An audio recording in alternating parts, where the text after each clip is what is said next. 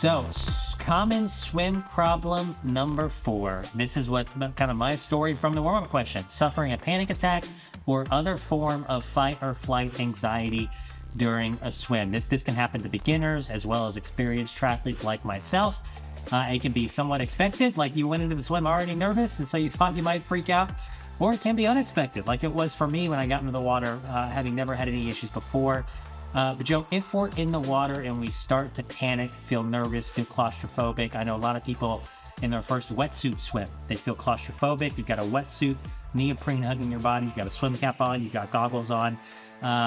People can lose their heads a little bit. What do we do if this happens to us in the water? And this is another one. This is probably the one I get most questions about, and, Okay. and a lot of athletes experience this. And the thing that's amazing about this, you can be the most advanced swimmer, you can be a collegiate swimmer who is an athlon, and they'll experience it for the first time, and they're like, I don't know what happened to me. I'm a very gifted swimmer. So, anxiety, panic attack can sneak up on anybody in life and in the pool. And so, it Preach, is, girl. you know, Yeah. this is one thing that I do always, kind of all of these issues we're talking about, I relate back to before we race, what is going on. And that's where when I coach athletes as to open water swimming and as to the what if of what happens when we have a panic attack or anxiety, I relate it back to there's going to be anxiety all day. But usually that anxiousness or that those extreme nerves are starting way before we start the race. And so if we can somehow calm our nervous system, lower our heart rate, distract ourselves a little bit from the race environment around us, kind of introspectively, calm ourselves, we're much more likely, if we're in a calmer state to start the race, to be less anxious. That's building. If we are all nerves, about to throw up, all of these things as we start the race, we're setting ourselves up to be very anxious, to experience a panic attack, to be set off at any moment when if someone touches us or if someone grabs us or we can't catch our breath, all of those things. And you're so sick of hearing me talk about it, but when I do talk about box breathing, yoga technique of controlling our breath, calming our nervous system. Anyone can Google box breathing or Yeah. check it out on YouTube. There's lots of people that talk about it, a lot of yogis out there. It's a technique I use when I'm flying because I'm not a good flyer.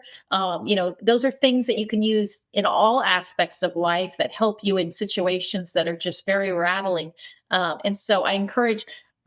I mean, I had a guy that just did Texas, and I mean, to have him have to, the house I just moved to is on a lake, so I had a lot of my swimmers out practicing with me at my own house. And but to have this big guy, I'm like, okay, we're going to stand here together and practice box breathing. And he was like, oh, I mean, like it was such an eye-opening Yeah. experience for him. I said, use this in all aspects of life, but I will guarantee you, if you practice it for the 10 minutes that you are walking in that line to enter the water, you're going to be in a much better place when you enter that water. You're going to feel calm. I tell them two things: we're going to box breathe for 10 minutes, and then we're going to smile when we hit that water because we've made it. We've survived the training and we've made it. Um, in that state, it still happens that these things happen in the water. Our goggles get knocked off. We inhale water, we get hit.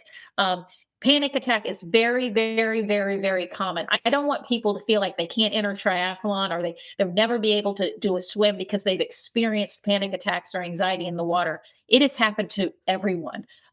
What do we do in those situations? This is a very, very important thing: is that we have a go-to plan. And I make them repeat it to me. What is your go-to plan? And you're going to panic. What are you going to do? Some people, that's I got to flip on my back. I got to take some deep breaths. Other people is I've got a breaststroke. I had an athlete, she'll know who she is, Tiffany Galata, who came out of Ironman Texas and said, I side-stroked the whole thing. I mean, sometimes you Got have it to do done. what you have to do. Yeah, got it done. If you're experienced, yes. And so go-to plan is important, but it's not effective unless it is practiced. So, Love that. jokingly during swim sessions with, my athletes, as we're working on stroke at the pool, I yell, go to. They know exactly what that means. Some are flipping on their back, some are breaststroking, some are getting us to the lane rope as fast as they can. Nothing wrong with looking for a kayak or a buoy and resetting, saying, I need 3 minutes right here to be able to breathe without being underwater. And I need to calm myself down and my heart rate down. And then I can get back to swimming.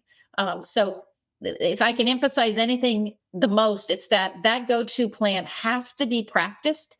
And I still practice mine. So, I really want athletes out there to formulate that go to plan for themselves, or send me questions about how do I figure out what's best for me, and then talk about practicing that so that you can implement it when it comes to race day.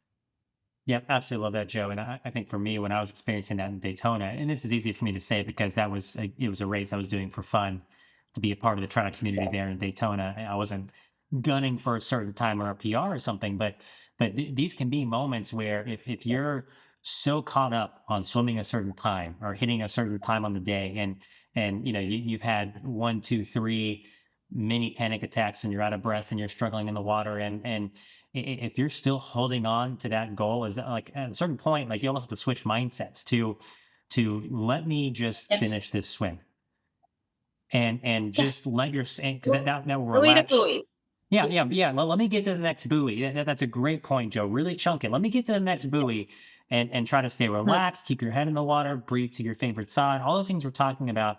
And then once you're out of the water, okay, well let's return to, let's evaluate where we're at with our time, and maybe you can keep the A goal, maybe you move on to the B goal, but yeah, at a certain Right. point, like if you're trying to hold on to something that is continuing to trigger more getting out of breath, more feeling anxious, more panic attacks, let that go and let the next buoy and that swim finish line, that swim out be the next goal. So And love that, there is Joe.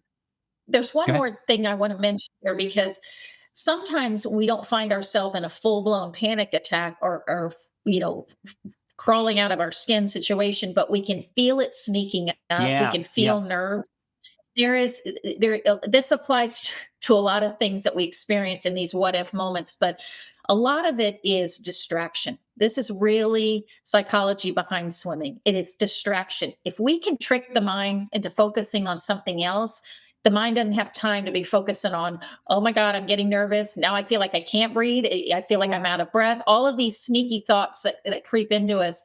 And the two things that have been most effective when it comes to coaching athletes for me has been counting stroke. Counting stroke. If you can say, I'm going to count 50 strokes, there is something about refocusing that shifts your mind away from nerves, and feeling like I can't, my day's over. It's all coming down on me right now in this moment. For other people, a mantra or repeating something that's comforting words, or humming and singing a song. Something about humming reverses those feelings of anxiousness. People will hum because it's a calming mechanism that kids do. You see them hum if they're nervous. So those are a couple of things that I encourage, but again, all of them have to be practiced. So getting out in open water, getting in some current, getting in some choppy water, those are great experiences for being like, okay, I'm starting to feel a little bit of nerves here. I'm going to go ahead and sing, the next song from Jelly Roll. I don't know. Just you're going to, whatever it is for you. But sometimes picking a favorite song, it's hard to sing that song and focus on the nerves that are building. I've done quite a bit of people watching as I swim. I'm sure you have as well. I mean, just start Yeah. start focusing on the people around you, and count how many people you see with the same wetsuit as you. Like, oh, oh, there's a Yes. sailfish, there's a sailfish, there's a roca. You might notice somebody and be like, oh man, that guy's got a ridiculous like stroke. Like, and just start. I mean, start watching how Yes. people swim and start noticing the people and the things around you. Ironman Waco, Joe. You and I both raced Ironman Waco Yeah. on the banks of the Brazos River. They have animal statues like every couple hundred Yes. yards. And so it's like, oh, there's the beaver statue up there because the zoo in Waco is up the road. So I think it's kind of like part of the zoo park experience. But anyway, it's Yeah. start sightseeing, right? Start people watching. Whatever it takes to get your mind off of whatever's freaking you out a little bit.